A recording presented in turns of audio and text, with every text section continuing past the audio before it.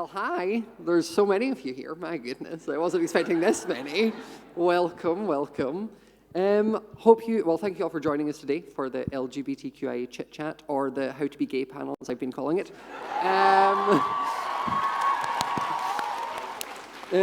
As you can see, I am joined by these lovely folks, but if you do not know any of them, that is them up there for you to peruse. They are all fantastic people and content creators, so if you're ever looking for more people, check them out. So the vibe of this, I am the moderator. Don't know why I've been given this responsibility, but I have. That's Twitch's mistake. And basically, I'm trying to keep it very casual, very chill. It's just a bunch of friends hanging out, having a talk about being gay, as we do, on a regular, you know. The only thing gay people talk about. But what we will do, just to start, is I will introduce myself and we will work our way down, just so you all get to know us a bit more. So my name is Scott, or Smajor, on Twitch and Twitter. Thank you. The ego is just increasing. So I am a gay content creator. I make mainly Minecraft, and I also organize MC championships. Thank you.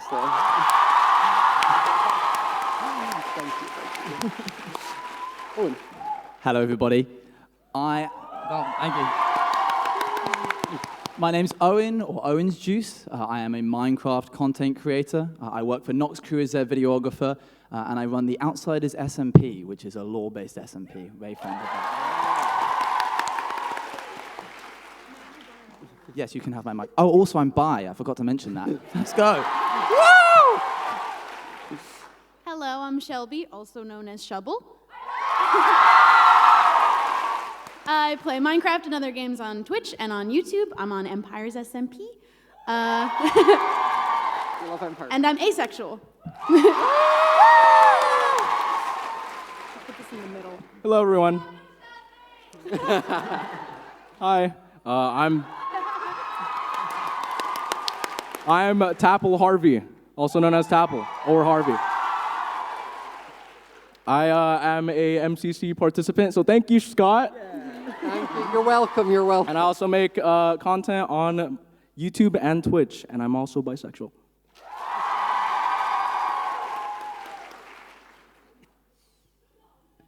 Hi.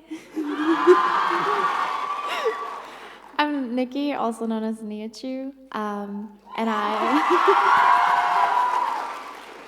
I kind of do everything on Twitch. I also participated in MCC before.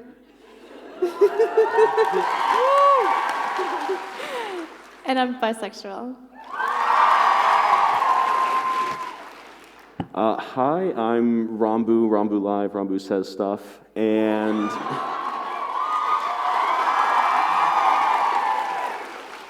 I am a variety streamer who is also an MCC, so... Oh my God! Yeah.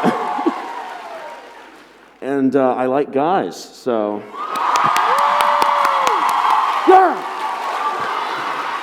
As you should.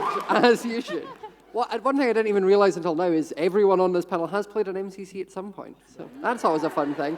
Also, it's great because I was worried about filling time, but the amount you cheer for everything will fill that time up great. It's just every time one of us says something, cheer, we're sorted. Okay, so since this is a Twitch panel as well as a gay panel, I know, I think it would be good for us to go around and tell, all of us to tell our stories about how we found Twitch and what made us want to start streaming and such. So for me personally, I made a lot of YouTube content before. I've been doing that for a long time. And Twitch to me was just a way to sort of do a lot of off-camera work on videos, but also get to know my viewers and my audience and chat to you all a bit more. And suddenly kind of created a little community which was very welcoming and supportive, and it was a lot of fun. So.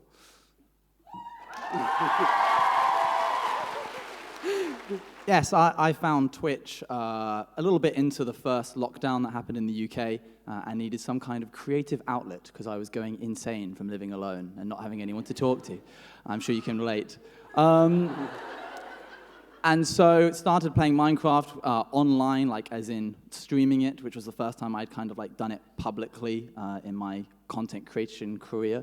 And just started streaming it while having played it for about 10 years because I played played it when it first came out in alpha, and just started doing hardcore, and then more and more people started tuning in, and then I became a writer of a series, and then MCCR happened, and it just kept going and going and going, and now I am here, sat in front of all of you. Hello.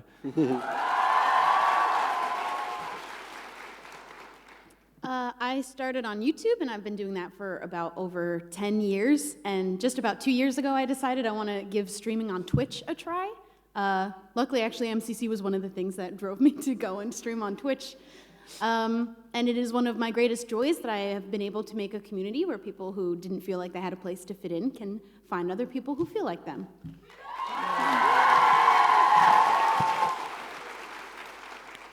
So I started during middle school for me. Oh my goodness, that's like 7.5 years ago. But I started on YouTube and then streamed a bit on YouTube, but then I switched over to Twitch during post-COVID, during the lockdowns. And yeah, I'm glad I'm able to provide comfort for people, so yeah.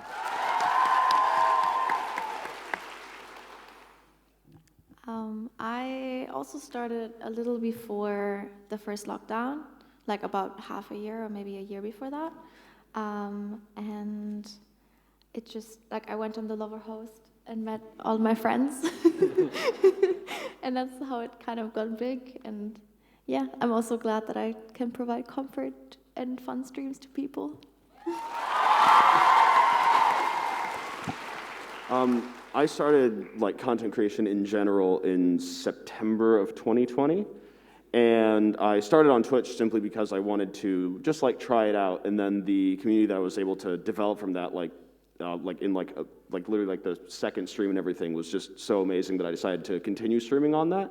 And I'm just really glad that like the community has now like evolved into what it has become, which is just really, really nice, and it's really cool. Yeah. Okay, to mix it up, just because this was getting a bit too straight for this panel, we'll start, the next one, Ranboo, we'll start with you and we'll work this way. So obviously coming out is something that is a big part of being gay, and it's something that we all do and everyone does in their own time. But I'd be interested to know what made all of you decide to come out to your audience and share that, because it is a very vulnerable thing to sort of put out into the internet, and you risk a lot of people changing their opinions and things like that. So obviously what made you decide that you wanted to? What made me decide initially was I was just kind of, I always had it in the back of my mind ever since like the beginning of content creation, where I was just like, this might be something that I do have to like say. This might be something that I will have to, you know, show, because streaming is essentially putting yourself into the public eye, right? And if you hide a huge part of yourself, it becomes very obvious and very stressful as well. So I decided that, you know, I would just slowly, you know, like act more and more comfortable, let's say, on stream until, like, honestly, I wanted to just, like, keep on making jokes and keep on making gay jokes. This is what I was comfortable with until someone called me out for it. And then I would pull the greatest, like, twist of fates in internet history and just say, oh, no, like, you're wrong for calling me out for this. And it worked, and I did it, and it was awesome. So...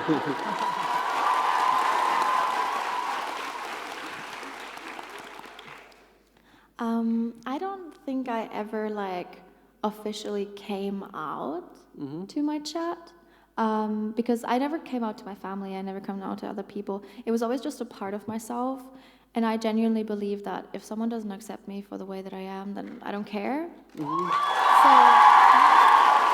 So if someone asks me, I will say, yeah, that's me. I'm bisexual. I like women, but I don't really, yeah.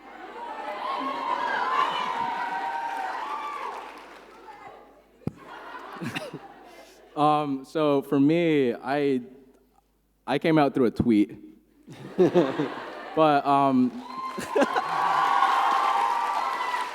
but before that, before I was debating on tweeting that out, I actually did. I had this little process.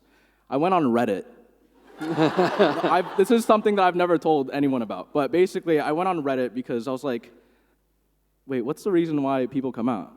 Because I was debating in my head, and I went on, I made a throwaway account, and I went on r/LGBT and asked why, and someone was like, oh yeah, you could provide, if you like, let's say if you had an audience, if you were like a YouTuber, for example, then you could, so I was like, oh, okay, I would like to do that. So then I came out.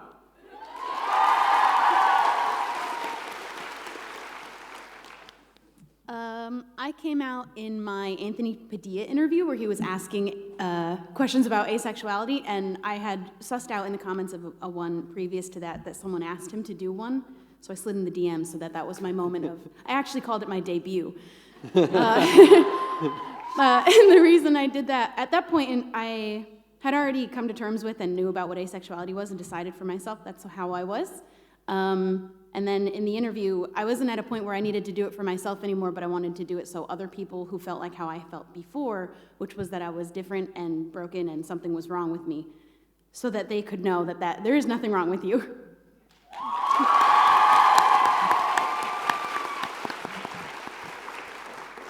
Yeah, I came out on a tweet about exactly 1 month ago. So this is my coming out anniversary. Wow.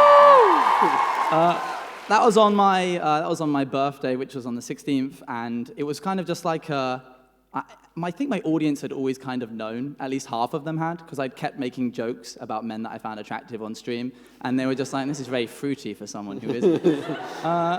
And so I think a lot of them were kind of like, oh wow, this is exciting, and a lot of other them were like, we know. Yeah, they knew. So yeah, just did it kind of like, well, oh, it's my birthday, and also I'm bi, and just kind of like slipped it under there. And I think they noticed. But it was nice to kind of act as the community that I've created. I've always wanted to be as accepting as possible, and I think this is like a flagstone to be able to be like, yes, we do support everybody of all types, and so you are absolutely welcome here. And so it's nice to be that kind of milestone, have that in your life moment. So yeah.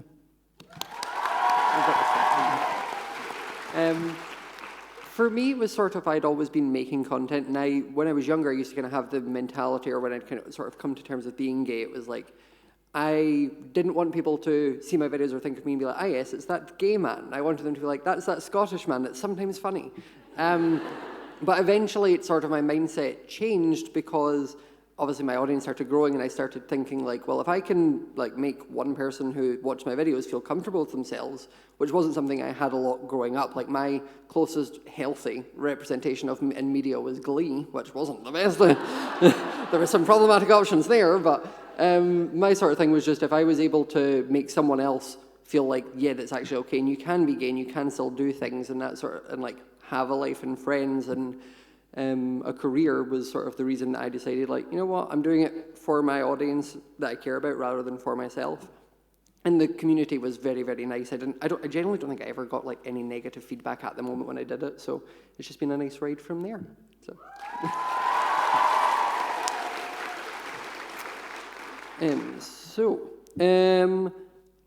We'll go back down this way, but off of just what I said, like how old were you when you sort of realized that you were part of the community? Obviously to whatever degree.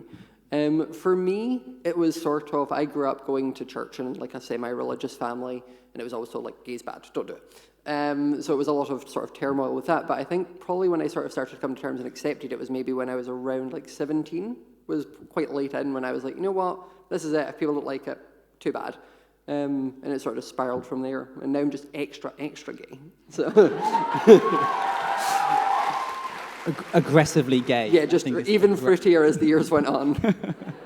I don't think I had an exact moment where I ever thought to myself like, oh yeah, I'm bisexual. I think like as I grew older into my upper teenage years, I remember having conversations with my friend being like, well, men are very attractive, and they would be like, yeah, and I'd be like, yeah, but they're like really attractive, and they were like, yeah, and I kind of explained the extent to which I found men attractive, and they were like, yeah, okay. Oh, and you should probably have a think about this. I grew up in a very religious family where the topic was never really brought up, but it wasn't ever something that I kind of had that trauma in. And so being religious myself, it was like, when it happened, I was just like, oh, this is like a part of who I am, and these things kind of coexist, and that is just like part of my identity. So it's been a really interesting going through my adult life, and especially kind of growing up and being more public about it, kind of having that relationship with those two kind of striving together. But it was exciting to kind of like go on that journey of self-discovery, and it's all been positive, so yeah.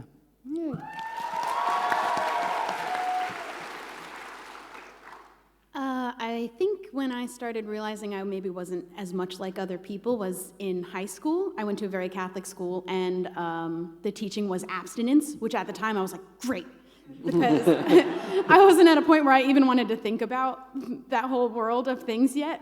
I felt like too much of a baby, and I just didn't feel like it was a world I felt comfortable in understanding yet. And I think more in my 20s, like 21, I think is the age that I remember I was typing into Google different questions, and that's how I came to the word asexuality, and I found asexuality.org, and I was finding other people that were explaining all of the different facets of what it means to even be on the spectrum of asexuality and being demisexual and gray asexual.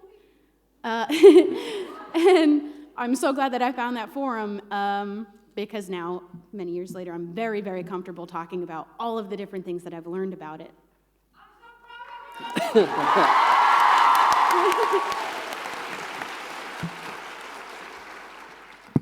So for me, it's always been kind of like in the back of my mind, like I never thought of it oh my gosh, sorry about that. Okay, sorry, I just thought of like 3 sentences at the same time. That just, I had to pick one and I was like, wait, none of these make any sense. Anyways, yeah, I think at the age of 16, I was really thinking about the idea of maybe liking guys as well. And then I think that was the age where I pulled a heart stopper. I did the quiz. Oh yeah, I did the quiz. So many quizzes. It was a high percentage. And then yeah, that's my story.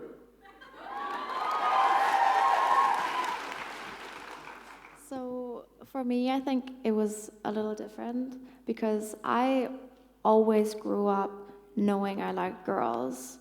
I was in an all-girls school. I always had girls' childhood crushes, and in that all-girls school, there were a lot of girls who were like, no, I don't like girls. Girls are awful. And then the other part are, girls are really attractive. Guess which part I was? But yeah, so for me, it was never something different. And then my mom also is really open. So I could just talk to my mom like, hey, Mom, I met this girl at school, and I think she's really cute. And my mom would be like, oh, that is so great. So I was very lucky and fortunate that I had people in my life who never made it out to be something different or something weird. So, yeah.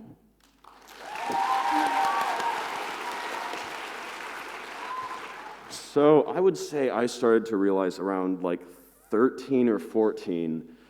It was literally like I was thankfully I grew up with like my very, very supportive family, but it was never really an option for me, if that made sense. Like I was listening to it. I never thought in my mind like, what if this was me as well when I was like learning about it? Because the way that I actually learned that gay people exist in the first place was because I was really, really confused by Ellen, right?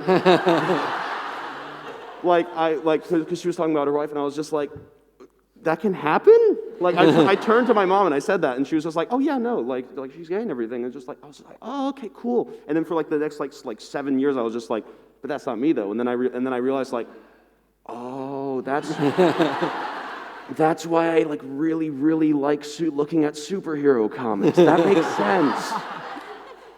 But yeah, but I never really like fully came to terms with it. I would say like, not until I was like 16, 17, because although my parents were thankfully very, very supportive, I didn't grow up in the most supportive environment outside of that. So I kind of internalized a lot, and I was just like, no, but that can't be me, you know. But then I just like kind of realized like, yeah, no, it is, yeah, yeah, it makes sense. But yeah, that's like pretty much how I figured it out, if that makes sense. Yay. Yeah. So obviously being part of the community is something we all have in common, but the other thing is obviously we're Twitch streamers, and obviously with it being a Twitch panel, I feel like it should be a fun thing for us to sort of talk about what advice we would give someone who's maybe wanting to start making content, whether they're part of the community and they're worried about how to include that, if it's something they say, or even if they're not part of the community and you're just an ally, always an option. But Ranboo, do you want to start as that one? Could you repeat it real fast? Sorry. What advice would you have for someone who's looking to start making content on Twitch? Start with content just in general on Twitch. I would say it's kind of like a similar thing that I said like a little bit earlier was just be mindful and be careful of how you will react to especially the lows of content creation, because but sorry. But especially the lows, because if you find that like you're like getting like really upset over these things that like you like either like shouldn't be checking, or things that you like check like excessively, that you just leave like feeling sad, then like you have to like kind of think in your mind, like, I have to be like mentally prepared for this. I have to be mentally prepared for the fact that like there will be a lot of eyes on you. They will try to like find a lot of things. They will try to like figure out like why were you sad on this one day, you know? They'll try to like essentially like give their opinion when, you know, it's just random stuff that they're trying to say, but then you'll take it to heart.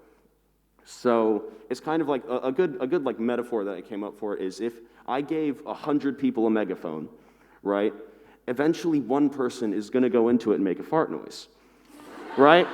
Because that's just what happens when you give anyone the chance to say anything. They're just gonna say random crap about like, that doesn't even matter, that they might not even like believe, but then you'll see it and then you'll take it in as like, this is true. When in reality, it's just not. So I would say just be mindful of that, and especially of other people's opinions on you, especially if you want to get like further into the public eye.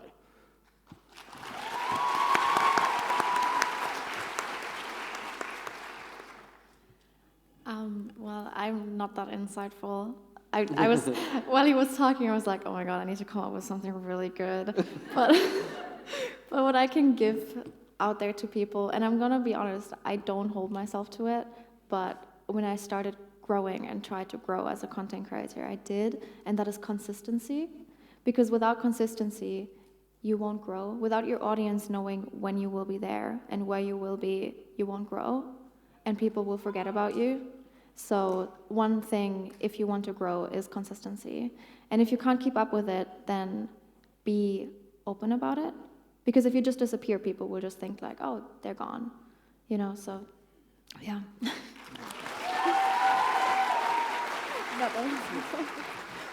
So I would say if you are trying to start content, whether it's on YouTube or Twitch, think about what type of content that you're making, and then find the community. Well, I think the community, I remember in this, I'm going to steal Jack Manifold's thing from what he said from VidCon all the way on the other side of the world. But he said that the community will find you if you are involved in it, if that makes sense. And when you're involved in it, then you will have people that you could talk to, collaborate with, and maybe put two minds together or more to make something amazing off of that community. And I think that's very important. Build a community with communities.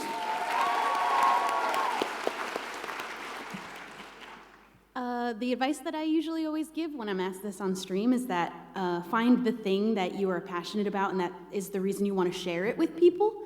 Because when you start the journey of streaming, there's no guarantee and there's no way of knowing where that'll take you. But if you have that thing that drives you, that you love, and you're excited about sharing it, that's the most important thing. And then, like Harvey said, your community will find you. And there's always people out there that are like-minded, that will like the things that you like, and focus on that.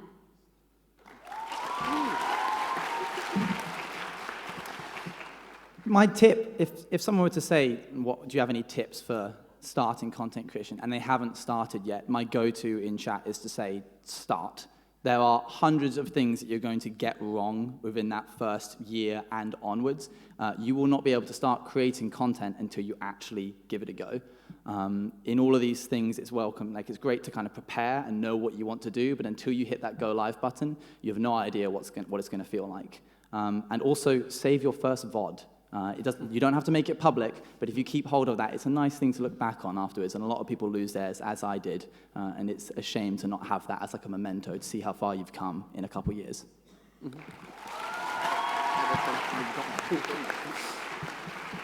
I think kind of like reiterating like Owen's point there, like whenever someone asks me, I always just sort of reply with like, just do it. There's never going to be the perfect moment. There's never going to be the wait for the perfect piece of gear or the mic or the camera. Like, there's always going to be something that if you do that's holding you back from starting it. And we all started from nothing and built up. Everyone has to have an awkward phase. Like, I unlisted all of my original videos because those were cringe. But I think it's just sort of starting and also doing it for the right reason. Like, doing streaming especially is very, very hard. It's, as Ranboo said, it's a constant up and down. There's low moments.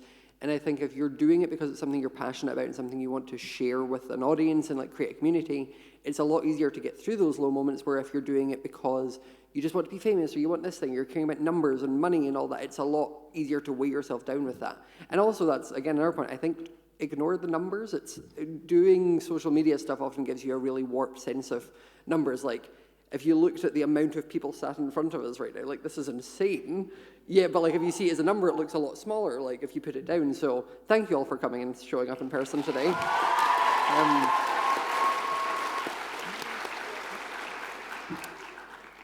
So, back to the gay, as we should.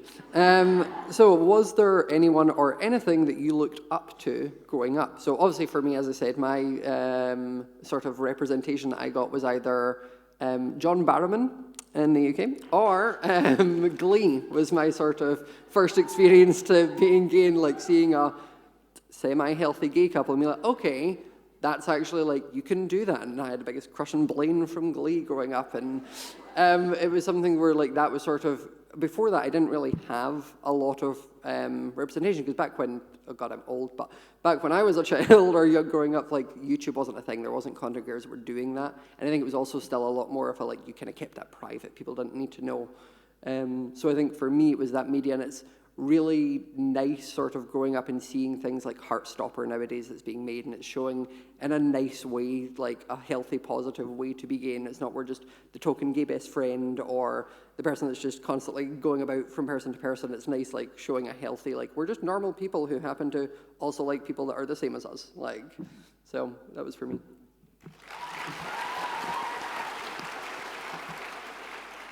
Yeah, growing up, I grew up a lot on YouTube. It was kind of like fostered me a little bit alongside my parents, for good or bad, really. And I think there was an element where, because I hadn't ever considered that I was bi until later on into my adult life and really only came out recently, it wasn't something that was ever at the forefront of my mind to struggle with. So when I saw people in the LGBT community who are on media, there wasn't in my mind like, oh, they're me, that's me kind of thing. So there wasn't ever really anyone that I can think of that would, like, I would act as like a keystone to that. But there were a lot of Minecraft content creators, Captain Sparkles and Yogscast, who I looked up to as just respectable people that treated everyone with like love and kindness and a level of maturity that I really enjoyed. So I'd look to them as like fostering into a hopefully good person. So yeah, that's me.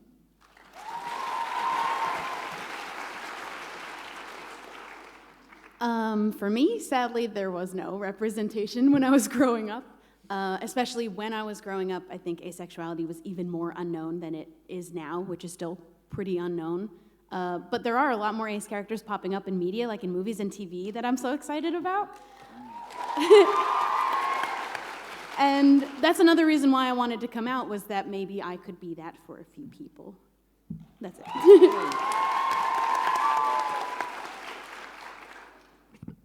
So I was playing COD for my childhood, but I would say I haven't been reading or looking into like the representation stuff up until like very recently.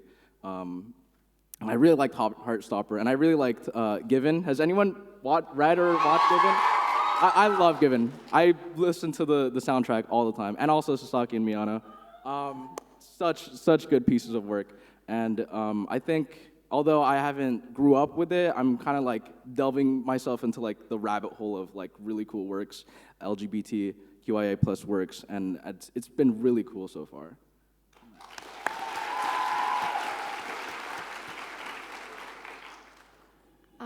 Yeah, so I also didn't really grow up with any representation, but I also feel like we didn't have that much representation. Obviously, you had like women kissing in music videos and women kissing on TV, but it was always more a fetish thing. Mm-hmm. And I feel like nowadays we're way more open to just having it as like a romantic thing. And yes, it can be a relationship that is respectable. And I'm really glad that we now are starting to get media that does respect us as women who love women.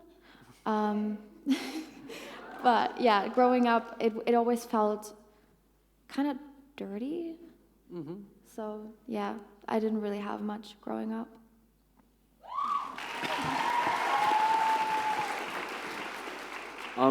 For me, it was mainly content, like just like different content creators that I would watch, because especially when I was still going through like that like period of my life where I was just like, no, but it's like not and everything. I would find myself like watching everything and then like relating to a lot of the things that they said, and then I was just like, well, okay, I'll think about that, later. But I remember the biggest like example of like when like representation really affected me was when I was really adamant to my mom about going to see Love, Simon when it came out, and she was confused as to why. Thank you, Mom, you knew before I do, but. But she was like really confused as to like why and everything. And then I remember that I was just like at the end of it, I was just full on like crying.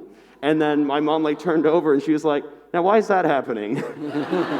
And then that's when I like kind of like started to come to terms with it and everything. So I'd say that definitely, yeah, like that type of like representation, like even if it's just showing something that's not like regularly shown, can like help wonders.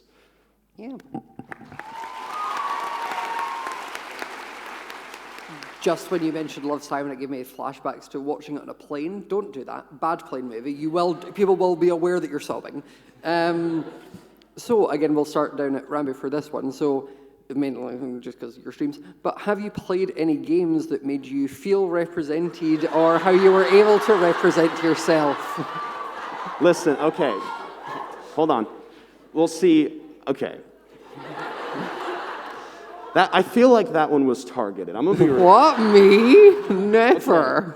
Okay. Well, most of the time when I play games, I instead make them represent me in the sense of I will just excessively flirt with any main male character, no matter who it is, and I would say like it's like the completely wrong type of game, but like Resident Evil, like because.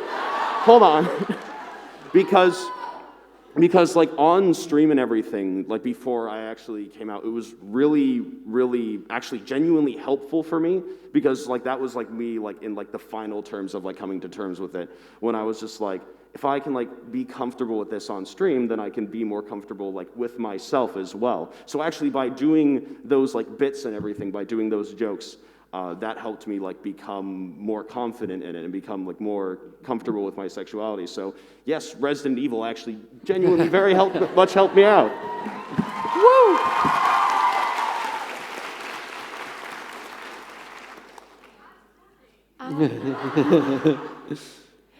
I think so. Again, growing up, I don't think I had any games that really represented me, but I've recently replayed/played Life is Strange and all the Life is Strange.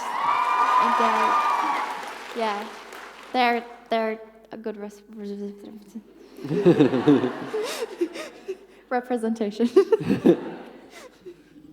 I mentioned the game earlier, COD. But I'd say for the majority of my time playing video games, it's just been like Minecraft and like Fortnite. Yeah. I mean, the closest, I don't know if I want to make that joke. It was going to be something about building a shape, but that's... It was a square. I'll talk about a square. It was a square. But I mean, yeah, I wouldn't say the game itself was representing the community, but more like just me playing with people who are in the community, and we have something to play with. So yeah, that's the closest for me.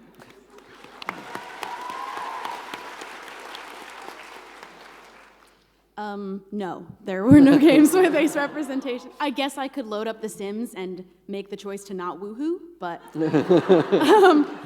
although I guess there is, I had thought, I play TTRPG games, like tabletop role-playing, D&D, and other systems. Woo!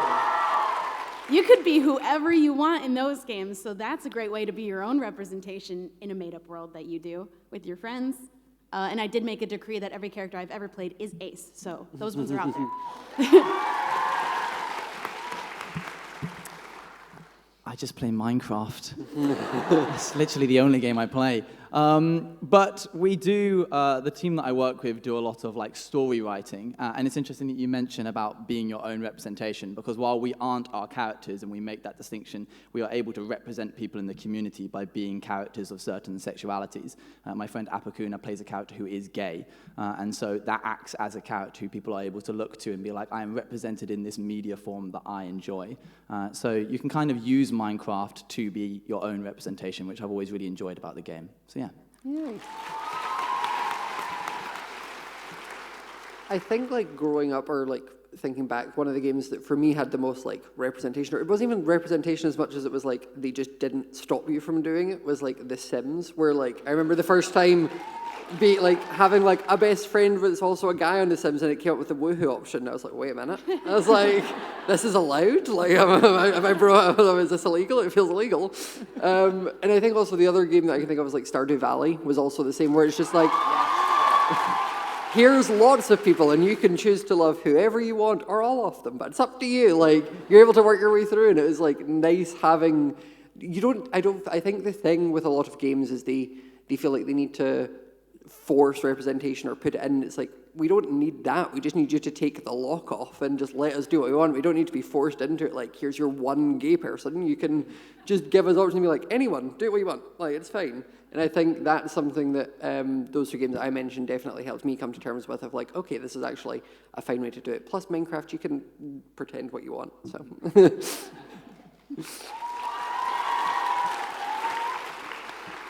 So last question, just before we open to questions from all of you lovely people. So how have all of us have obviously spoken and told about how we came out, and we've come out at different times in our lives and things, and I'd like to just obviously talk about how we have found life being openly out compared to before you did. I know for myself it was something that being gay on my channel and the way I made content was often, the way I kind of had it was like, if you were above the age of about 16, you could tell, because I would make innuendos or jokes here or there. But I never blatantly said it, kind of thing. And I think as soon as I did, it just felt I was able to be more free. And as I said, I became prettier every year as it went on, because I was able to make more and more jokes. And now I have several husbands online that I flirt with regularly. And if you have notifications on for my tweets, I'm so sorry.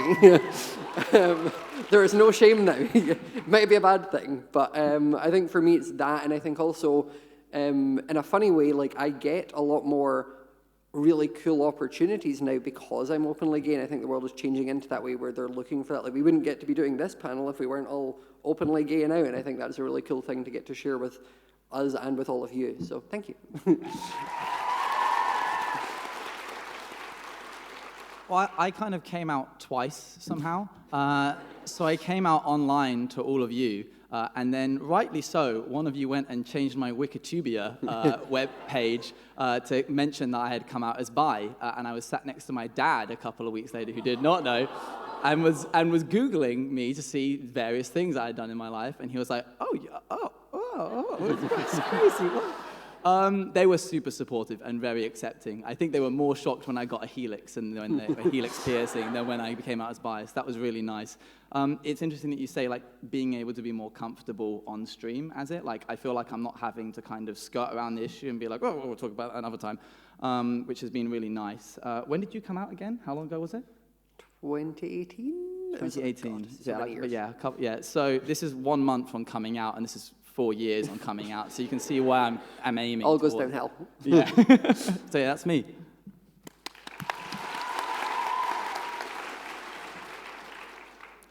For me, it's probably just, I love that I have the option on stream to talk openly about asexuality, to teach people, because so many people don't know about it. And also, I love just opening the floor to the conversation about sexuality, because then I get to learn so much that I didn't know before. That's it. That's enough. So I'm the same with Shub.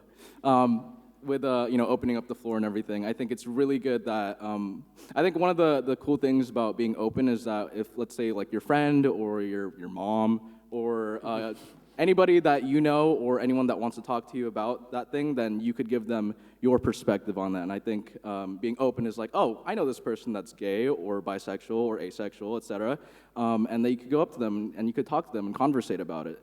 instead of going on Twitter and, I don't know, like arguing or something. I don't know. But for me, I was going to say something. Oh, yeah.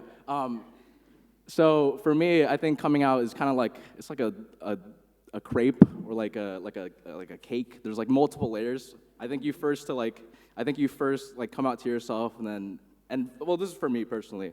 I started by coming out to myself, obviously, and then I eventually worked my way up, talking to like close friends, and then family, and then the parents, and then publicly. And ever since then, it's been I just feel a lot more free and a lot more open, and I'm happy that I'm available to talk and conversate with people about it that would want to learn more.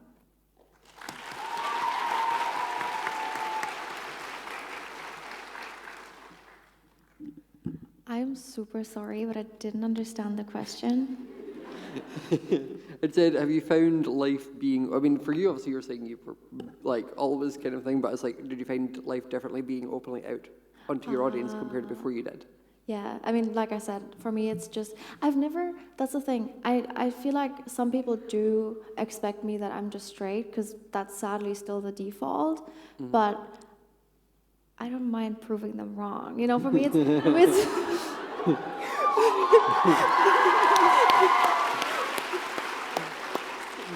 yeah, for me, it's more a thing of like, that's me, that's always been me, I'm comfortable with it, and if you're not, then fuck off.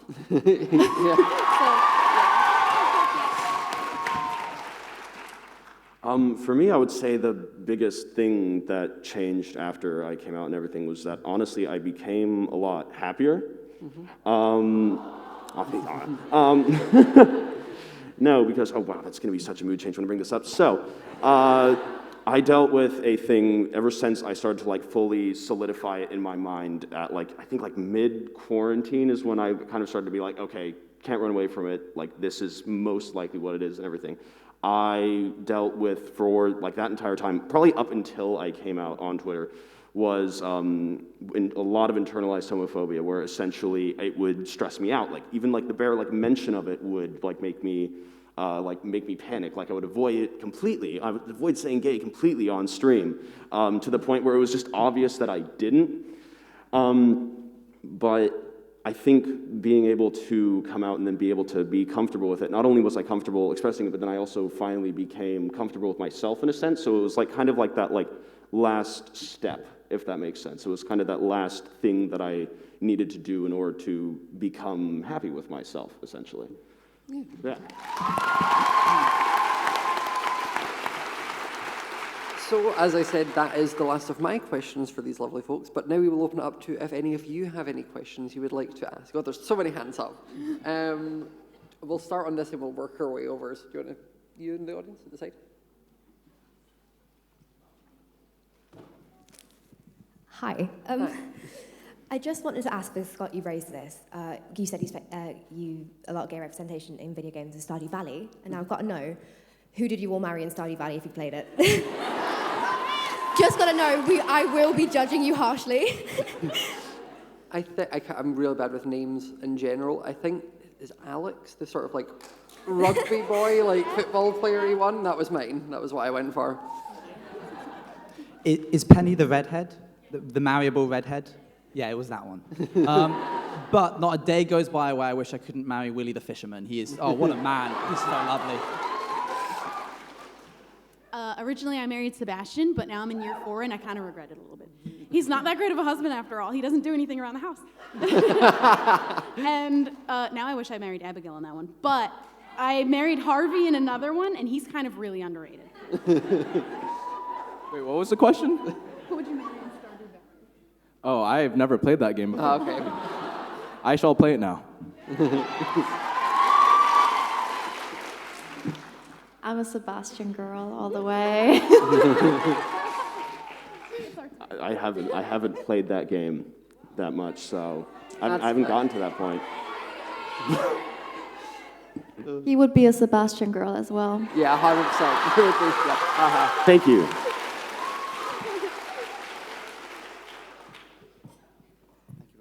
Thank you. My name's Scorch Kid. I'm aware that...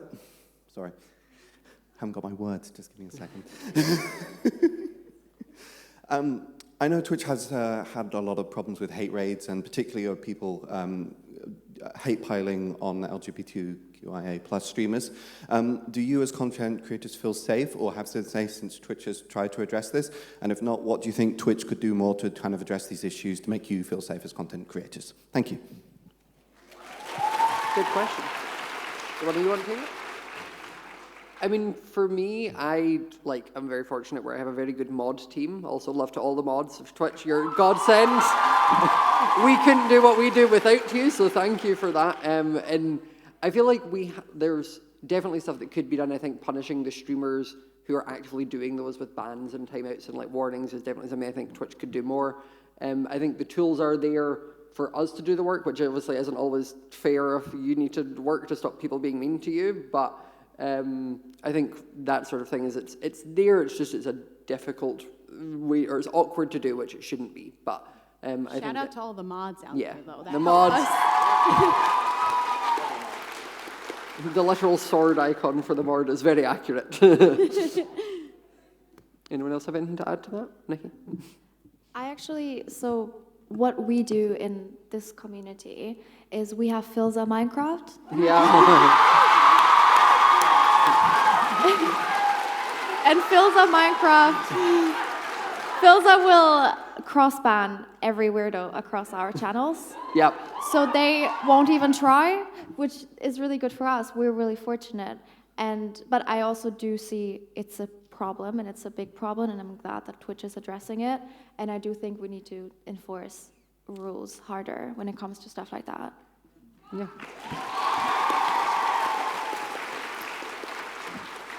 Next question, person in orange. Hi, Shelby. I want to say I watch you over 7 years now, so I think you're great. Wow. Thank you. I actually forgot my question. Oh no. What's the difference between, like, a lot of you also on YouTube, what's the difference between Twitch and YouTube? Ooh. Okay, good.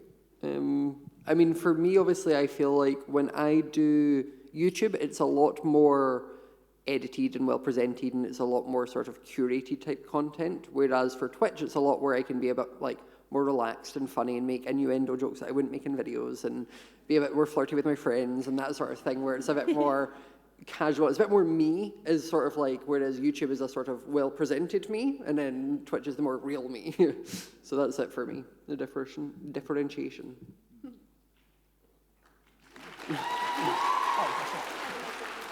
Yeah, I think I'd agree. There's an element where when you go live, you can kind of let your guard down a little bit more in terms of not having to constantly be, if I ask questions, constantly having to refine retention and constantly think about like what's the most interesting thing you could be doing at any exact moment when you're on YouTube. When you kind of go live on Twitch, there's that moment where people kind of come in and you greet them and then they like sit down metaphorically and you enjoy talking to them. So I think it feels a lot more personable, which I think is what makes Twitch. That kind of idea of getting to like hear about people's days and talk to them and share stories that you wouldn't get an opportunity to do on YouTube. So yeah, I think that's a key difference.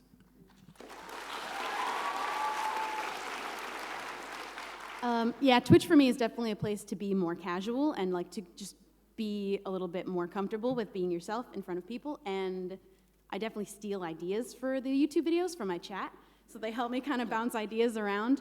But YouTube is a place where I get to be a little bit more, I get to kind of create a little episode of something. I could be more creative in how I edit it, the style I choose.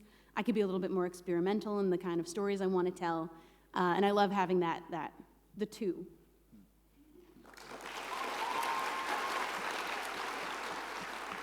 So I've done plenty of YouTube videos over the years and 2 years worth of Twitch content.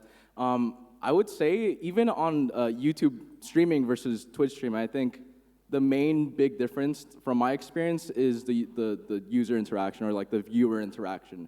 You could get it live and you could have more different ways to interact with your viewers, even versus YouTube streaming. And I think that's the main difference from what I've experienced so far.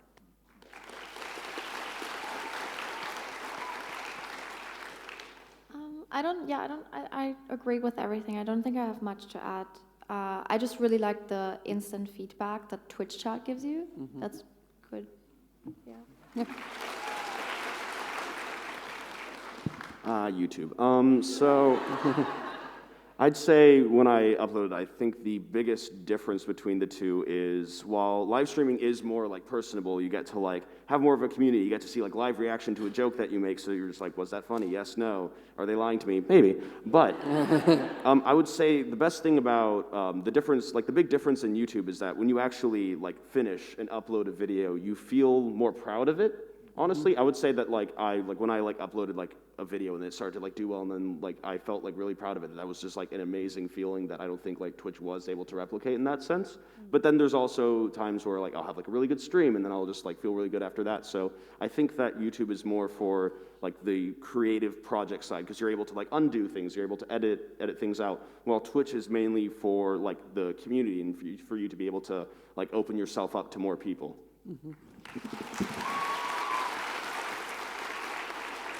In the back, in the white t-shirt with the pink hair. Oh. Both, we'll do both. Hi. Oh, God, that's loud. As someone who's bi, and mostly female, sometimes I feel myself, especially when I have like an attraction to a guy, I think, am I really gay? Am I just faking it? Am I a fraud?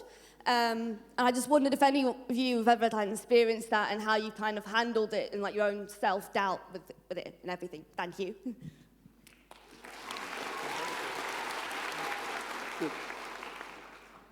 Well, I've had attraction to both, of course. Whenever I think of when I'm like attracted towards a guy or a girl, I always tell myself it's both. And I see a lot of people who have this, what is it called? Biphobia towards like people who are like, oh that there's like a person that's bisexual that's dating a guy and she's a girl. Oh, that's like they invalidate that. And I think at the end of the day it's both. I think I drill it to my head. Even if as many biphobic people out there that like tell you no, it's not, it's this, it's that, it's both. Both. I think kind of going off of that, at the end of the day, like there's no correct or right or wrong way to be gay. You can be gay however you want. If you want to be a little bit gay, if you want to be a lot of bit gay, either work. And I think obviously sexuality is a spectrum. And if you find yourself like, am I because it's a man? Like, no, like I think you're still the part of the community that you feel comfortable with, and obviously labels are also for yourself. They don't need to match what other people's expectations are. It's not like being bisexual has to be a 50-50. It's up to you. You can be 70-30 or whatever. Like I think there's just no right or wrong way to be gay, and I think do what makes you comfortable and feel like secure in that.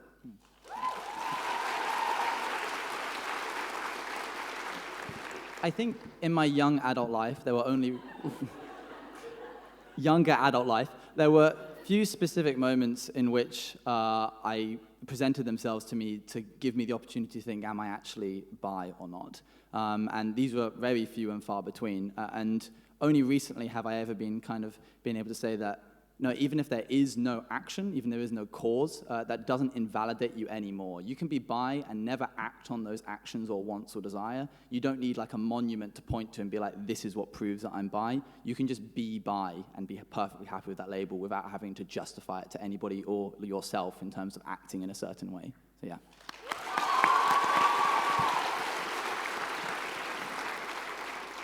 I want to add, I'm not bi, but I have definitely felt the gay imposter syndrome being an ace, and you never really quite feel LGBT enough, but knowing that you don't have the same heterosexual experience, that is where all of the rest of us belong, so.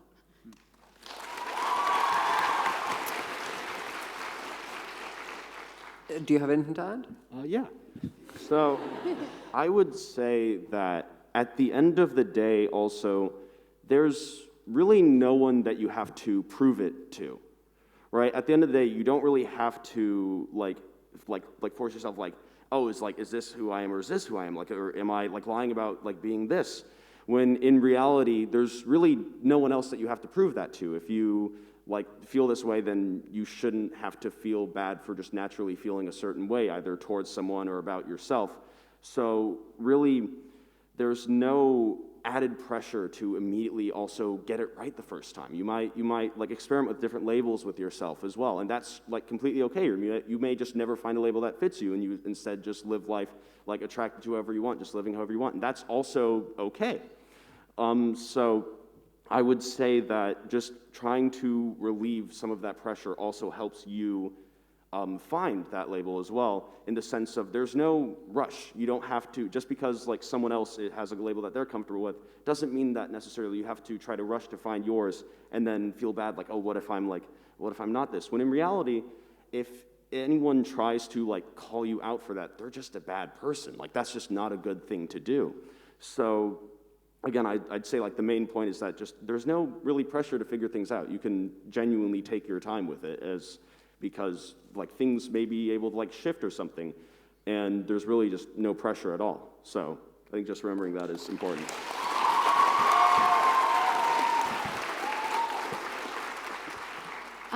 I was also going to say what Ranboo said, but also I think that is one of the biggest issues that bisexual people have to deal with, and that is the judgment of other people and saying, oh, if you date a girl, you're lesbian, if you date a guy, you're straight.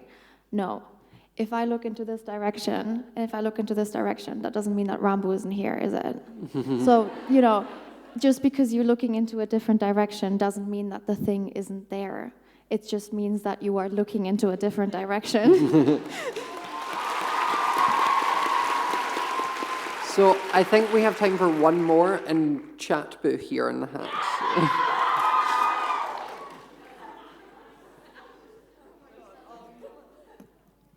Okay, so hi. I wanted to ask a question more connected to streaming. Mm-hmm. So obviously streaming comes with a lot of pressure and a lot of expectations. So how do you deal with burnout? Is there something specific that you do, or is it just like, what is it? Cry. Lots of crying. I think for me, a lot of the drive I have comes from being really passionate about what I do. And the prime example of that for me right now is like Empire's SMP, which is, thank you. It's something I just really love, and it kind of was an accident with Empires. Like it sort of turned into something we never planned it, and it almost became like a little mini D&D game that we all get to tell our own little stories and intertwine them and build things, and it's something where like finding something you're passionate about where it doesn't feel like work and it doesn't feel like a chore to stream or to do videos or that sort of thing. I think finding that niche and also surrounding yourself with people who are also doing same stuff or similar stuff. Like I constantly talk with Shelby about storylines and things, and we bounce off each other, or I constantly am watching Owen or Nikki's streams and I'm like jumping in and talking, we're playing things and doing stuff together as friends, and I think that kind of keeps you motivated. And also like coming to events like this where we see all of you and meet all of you, it constantly just fills my motivation bar. Like I love being here, but I'm also now I want to stream more. So thank you for that's what it is for me. Also breaks. Take breaks. I strictly 2 days a week at least. I will always make sure I don't do any work and I just relax. Those I learned are very important.